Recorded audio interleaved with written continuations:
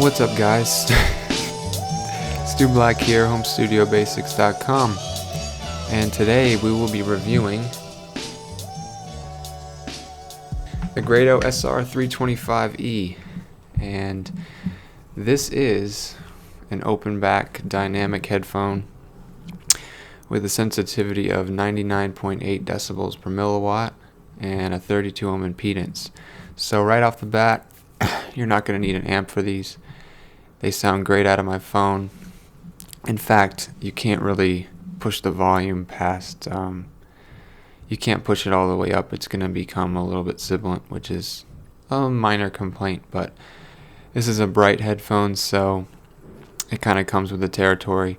Yeah, so you've got 3.5 millimeter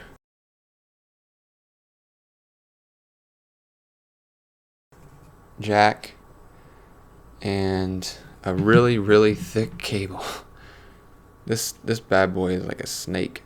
Yeah, it's a little bit annoying to me, but also the 3.5 millimeter jack will not fit into a phone with an OtterBox. It's a little bit irritating. I had to take my case off, but a lot of people won't have that issue because not everybody has an OtterBox, but you're gonna have some trouble fitting this cable into a phone with a case, that's for sure. It's a studio headphone, but because you don't need an amp, a lot of people will plug it into a phone, so it's a little bit of a con. But yeah, so build quality. It's a Grado. It's not the best build quality ever. It's not terrible. It's just kind of mediocre. I mean, I wouldn't feel comfortable dropping these. But it's decent. You've got the headband, this really unique headband adjustment. But I could see that breaking down over time. It doesn't seem to be held in place amazingly well or anything. But like I said, it's not the end of the world. The ear cups rotate all the way 360, which is pretty unheard of. Other than that, there's nothing else much to say. They have this Y connector that breaks off into both ear cups. The cable is not detachable, which is a little bit most headphones nowadays come with a detachable cable. Grado, for whatever reason, they've kept their headphone line pretty much the same.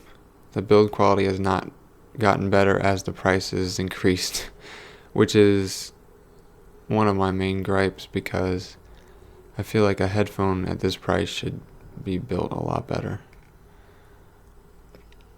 The only two that really deviate are the GS1000 and the PS1000, which both have the G cushions, which are circumaural. This is a superaural headphone that fits that fits on your ear.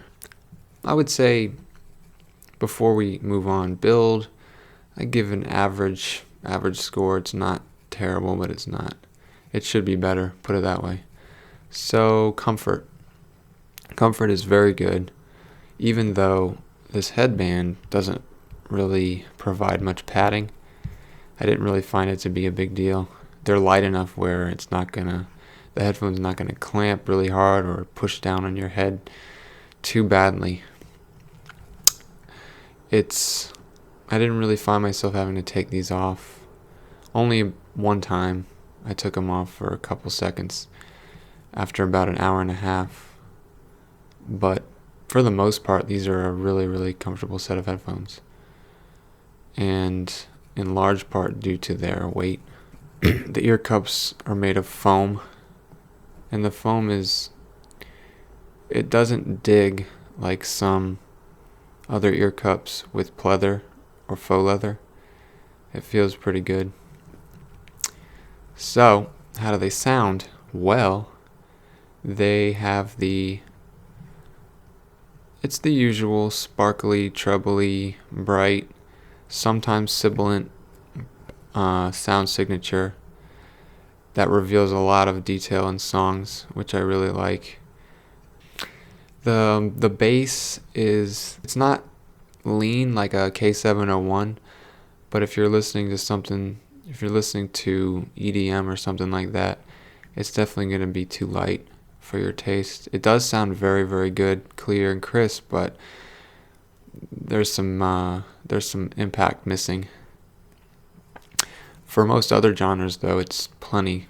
I listen to a lot of indie pop, indie, jazz, hip hop. I'd say for hip hop, you're gonna run into the same issue as EDM. Maybe not on such a grander scale, because hip hop's bass is not as heavy. So, of course, they do great for rock and metal and stuff like that. They have a really nice presence about them. Mid-range is great. You start to hear stuff you weren't aware of before. Background sounds and subtle things like breaths and fingers gliding across instruments and changing chords and just little things, little nuances. And also, if you're familiar with Pink Floyd, Richard Wright was the keyboardist, and a lot of the time his keyboard would sometimes go unnoticed, in my opinion. But with like a headphone like this, you start to hear those background instruments that kind of bring the song together and make it sound more full and complete. Yeah, you start to notice stuff you didn't before. So, other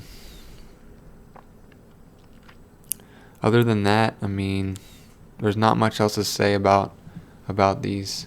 They continue in the same vein of the Grado E-Series line. To be honest, you can get 90 to 95% of the Grado sound with the 80E. There was a significant jump from the 80 to the 225.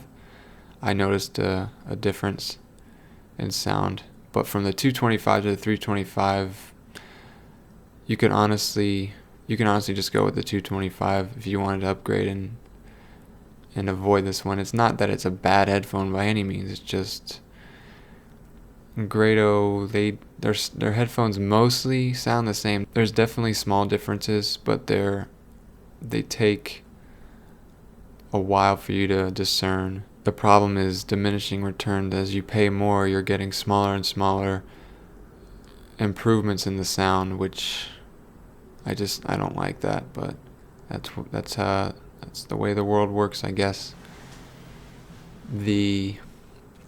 So I'd recommend just going with the 80 and calling it a day.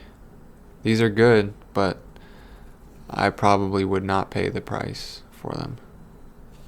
So,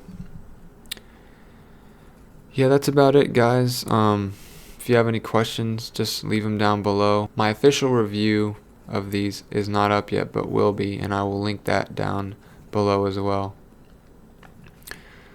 So, thanks for watching, and peace out.